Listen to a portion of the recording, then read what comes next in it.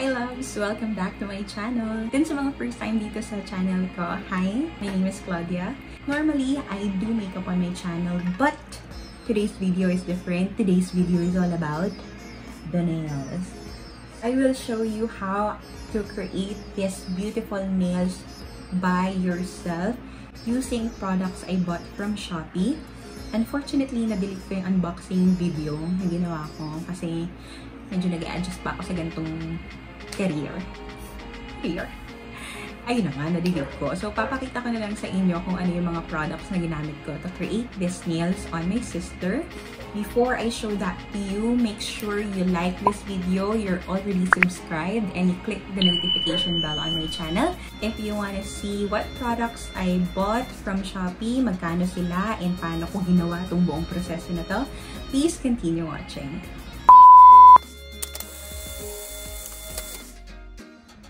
These are everything that you'll need for your nails. First thing that you'll need to have is this. LED UV nail lamp. So it comes with its adapter and then yung mismong nail lamp, nakabalot siya. Actually, naka-plastic pa siya, hindi ko pa siya masyadong ginagalaw. So, yung nail lamp, and then, meron din siyang kasamang instructions dun sa box niya. Originally, meron na akong nail lamp na binili before. Ito yung una kong nail lamp na nabili. Pero ito kasi, 6 lang yung ilaw na meron siya dito. And napansin ko, ang tagal niyang maka-cure ng kuko. So, bumili ulit ako ng isa pa. This is 168 watts. Meron siyang 42 na ilaw inside, all over. Ayan. Hawakan siya. And then, meron din siya ditong slot para lagyan mo ng cellphone. So, para na-enjoy mo, na-entertain mo sarili mo habang nagagawa ka ng kuko. Nandito sa likod yung pinaka-socket niya. Then, saksak lang natin siya. Pagkasaksak niya, iilaw na siya agad dito. Then, meron ditong 4 na settings. So, meron 10 seconds, 30 seconds, 60. And then, meron din ditong low heat, slow heat mode na 99 seconds. Pero, what I like about this specific lamp is, kahit wala kang i-click dito, basta nakasaksak na siya sa power source, pag nilagay mo yung kamay mo, automatic na siyang mag-start. Kumaandar na rin yung oras. Pero syempre, kung ayaw mo ng ganun, kung gusto mo yung nagka-countdown para hindi mo nababantayan masyado yung ilaw, pwede mo na lang siyang iset ng, kunwari, 10 seconds. Ayan. Ganyan. So, yan. Ang ganda nito, in fairness. And then next, ito yung lahat ng nabili ko from, I forgot the name of the shop, pero lalagay ko na lang siya somewhere here. Itong mga to, except for these two, doon ko lahat sila nabili. So, ito yung mga basic na kailangan nyo to creating your polygel nail. So, obviously, first, kailangan nyo yung mismong polygel. So, we got ours in soft pink, only 15 ml from ursugar. So, that, I also got the sleeping solution para ma-mold mo, madali mong maniobra yung gel. Meron akong ibang mga napanood, actually, alcohol lang yung ginagamit nila. So, I think it works the same din. And then, meron din siyang kasamang yung tool na sobrang handy. So, one end is yung spatula niya para maputol mo yung gel. And then, the other end is brush. Ito yung gagamitin mo para pang mold ng gel mo. Tapos, meron din tayong dual form. So, dito mo i-mold yung gel bago mo siya i-dikit sa kuko mo. And then, obviously, kailangan mo rin ng nail file para i-shape yung nail mo afterwards. And then, we also have our base coat and our top coat. And, I bought 6 nail polish or gel. And then, bumili rin ako nitong glue para dito sa nail foil na binili ko. So, para hindi ka na mahirapan mag-nail art on your own, pwede mo siyang idikit lang sa kuko mo. Tapos, makukuha mo na yung mga ganyan design. Ayan. Foil, and then, Bumili rin ako nitong gel remover.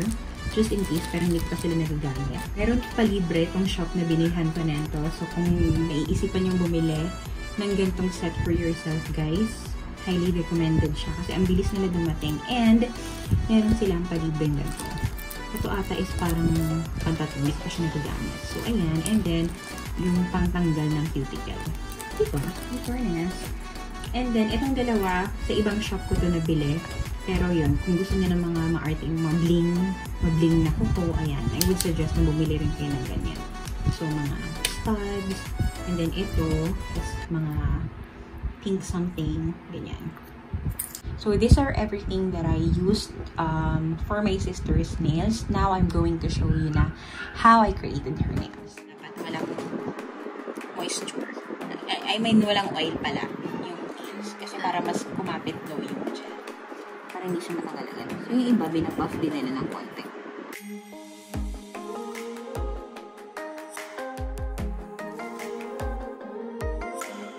And then, rubbing alcohol. Hindi lang pampamilya, pang isang parts.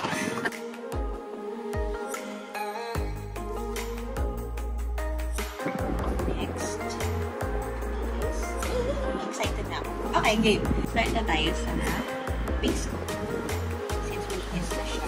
Para sa truck natin. Yun, para mas matagal din siya. Tsaka, ito rin gawin nag-protect. Para alam mo, hindi yun naninilaw-nilaw. So pag sobrang tagal na mga... So pag, magka-cutics ako, better na maglagay ako ng base. Kahit anong Kahit yung mga regular lang. Yun yung ayoko, kaya tinigil ko rin mag-cutics. Kasi diba naninilaw siya? Naiirita ako eh, pag gano'n. Wala nagpo-protect ng nails. So, kailangan rin pala ng nails. So, yun nga rin. Para matagal. Hindi siya yung matatanggal agad.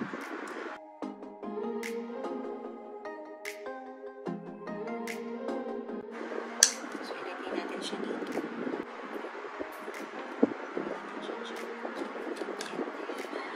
Edit muna natin ito dito para lumabot siya. Kasi matigas siya. Dapat muna natin siya na shape na ito niya.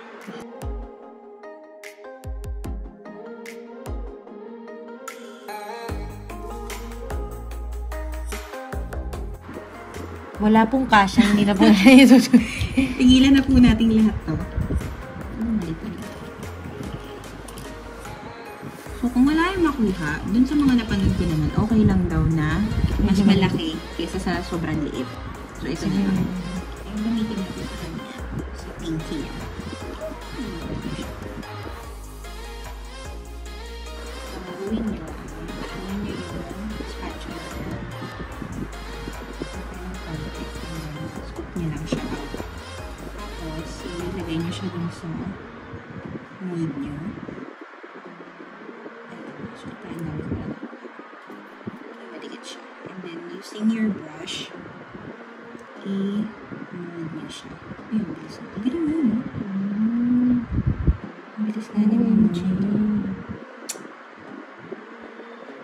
Yan. So, yan. I-mold nyo lang siya. Using nyo lang siya. And then, pa-atin sa dulo. After that,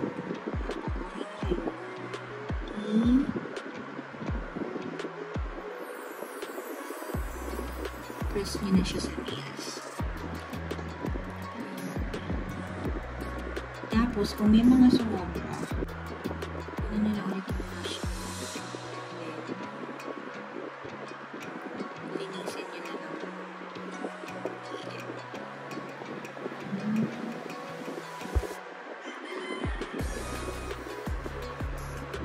And then, pag happy na kayo sa kanya, i-cure nyo na siya. 1 minute.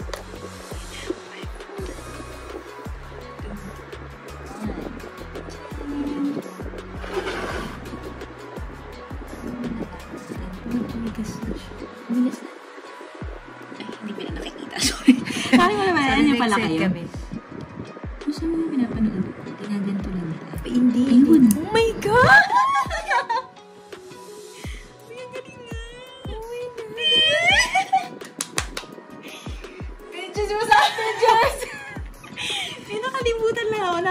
linisin yung sa ilalim, pero mamaya na lang. Naka-mold naman siya, so hindi naman pa. It's so pretty! Hindi siya madaling matanggal kasi tinatanggal mo na to eh. Ganda. Okay, let's go. Totoo siya. Malalaman natin kung matibay talaga pag nini-nail polish mo na. Next. So, ito na. Oh my God, thanks. Ayan. Ulit. Sorry, ilalagay ko ito dito. Baka mawala. Nakalimutan ko kayo lagi. Siya na kasi yung next. Siya na konti na. Hirap na rin itong gamitin. Madikit nga lang siya. Malagkit siya. Atay ko ba? Akala ko paano. Malagkit siyang bagay.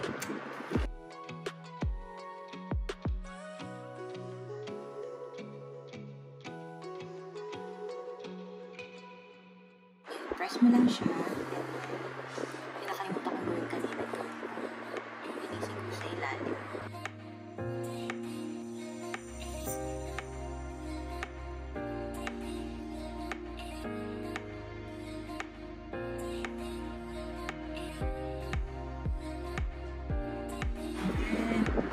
Diba? Ang sayo. Ganyan na kaya kahaba? Kaya ba? Cardi B? Hirap naman ito. Pag ito tayo,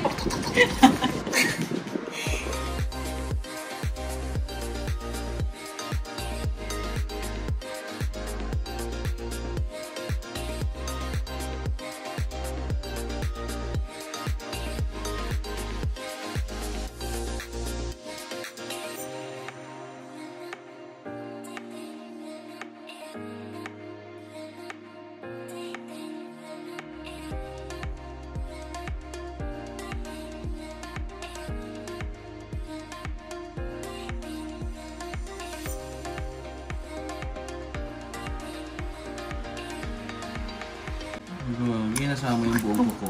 sakit ako. Yan, natatak naman siya. Oo, okay lang. Ayan na. Sorry.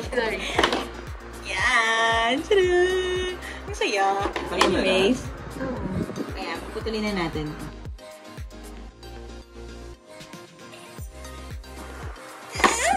Ang ganda. Ang saya ko. Oh my gosh.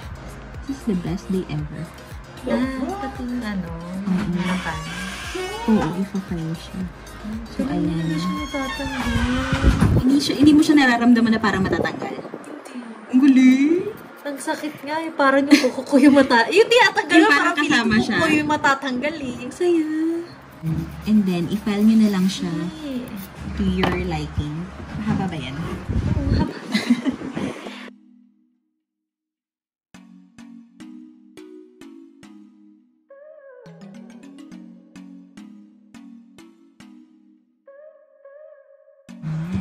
And then, hindi lang siya na alcohol para matanggal yung tikit niya. Tada! So, ayusin ko lang yung mga kuko niyang iba pa. The remaining. Ang ganda niya.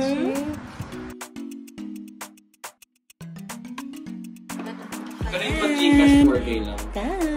So, mag-nail polish lang kami very quick. And then, pakita na namin sa inyo yung final ride. And this is her final.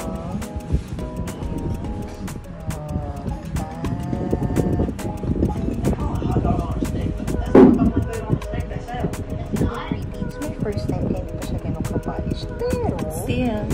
hello! Ayan. Thank you so much for watching. Bye! Bye!